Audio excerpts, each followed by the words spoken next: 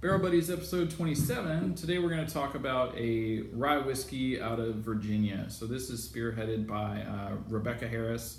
So they have the first legal distillery in Virginia since Prohibition that's still ongoing. They do great, wonderful work. Earlier in our Barrel Buddies career, we talked about a single barrel product that we did for D&M, but we're going to talk about her regular rye today.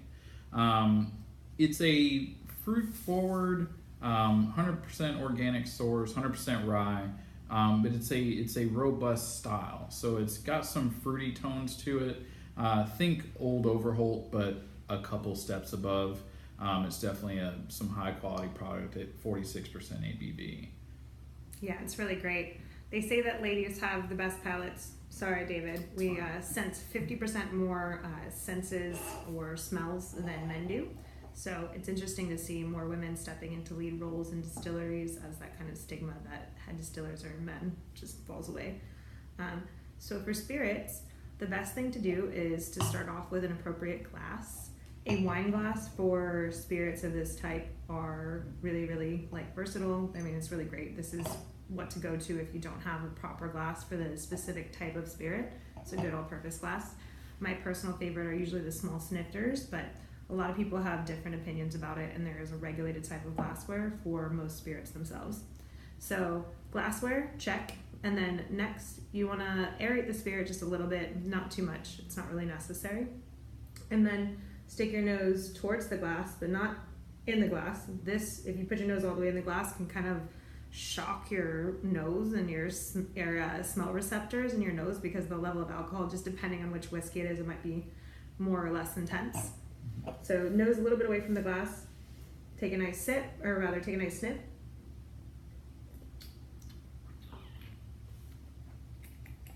And then sip and spit. I usually do just a tiny little bit of aeration with that first sip, just because you want to rinse the spirit over your palate. So again, you can just stop that shock from happening, kind of acclimate your palate to the high proof spirit that you're tasting just a little bit beforehand. And then when you go back in for the second sip,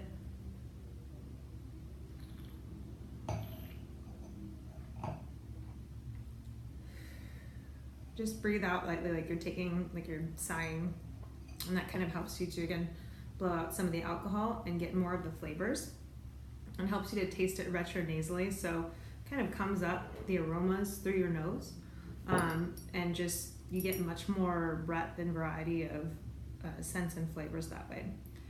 Now, David is adding here some rainwater from a distillery. I don't think this is actually from this distillery particularly, but local rainwater, just to dilute it down a little bit, which is really great in the case of cask strength spirits, which means undiluted, straight from the cask spirits. I'll let David go into a little bit more on that.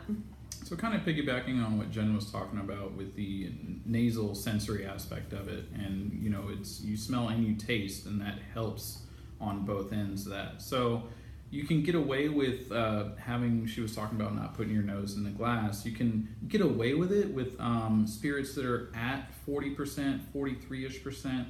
This guy's at 46%, but your 46%, your bondeds, your barrel strength products, if you dive in there nose first, you're kind of dulling your nose because it's going to be shocked. Mm-hmm. So adding a bit of water, it serves two purposes. So number one, you're bringing the alcohol level down so that your nose can pick up on some aromas that are undetectable at the high proof. And then also just from a chemistry standpoint, these are distilled products. There are sometimes, not always, water soluble elements in there that you're able to pick up on just like off the bat, and it's a good thing, and that's regardless of proof. Some things are 40% in bourbon, scotch, rye, all these different products that you're able to pick up on, like oh my goodness, that opened up another layer of flavor. Mm-hmm. And that really helps with that.